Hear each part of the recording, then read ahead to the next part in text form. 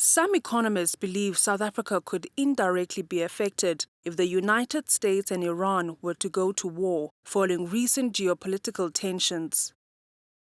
Afro-Middle East Center researcher Ibrahim Dean says a conflict could have a monopoly effect on economies such as South Africa's. One is oil prices. Oil prices increased by 6% just after the attack, increased again but have gone down. So as long as there's tensions in that region, as long as Iran, which is one of the largest suppliers, isn't allowed to export its oil prices, for example, will be affected, right? Directly affecting the South African economy.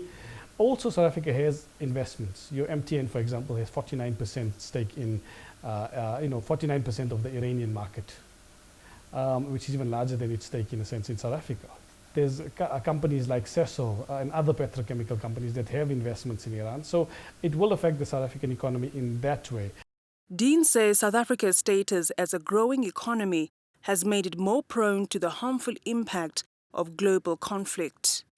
South Africa is because of its financial status, because of its in a sense its linkages with the international economy is more acutely impacted, right? And also because the current issues in South Africa, your ESCOM, those issues. Other countries that may be affected would be some in the Gulf, which are also, are a lot more susceptible or a lot more linked with global finance, the global financial system. But your Kenyas and your Ethiopias have different growth paths, which will allow them to stave off any impact much easier than South Africa currently is. On the other hand, South Africa has also built economic ties with the US, with partnerships in the automotive sector. CEO of American Chamber of Commerce in South Africa, Angela Russell, says even though the country could get caught in the middle, the business community hopes trade ties won't be negatively affected.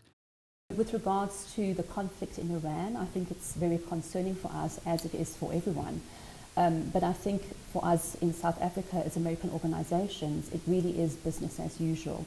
And I think just like any other individual around the world, we are hoping that cool minds do prevail and that a peaceful resolution is reached.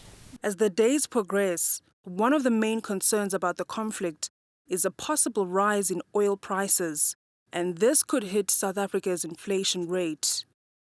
For Newzroom Afrika on Channel 405, I am Wandiswa Ntengento in Johannesburg.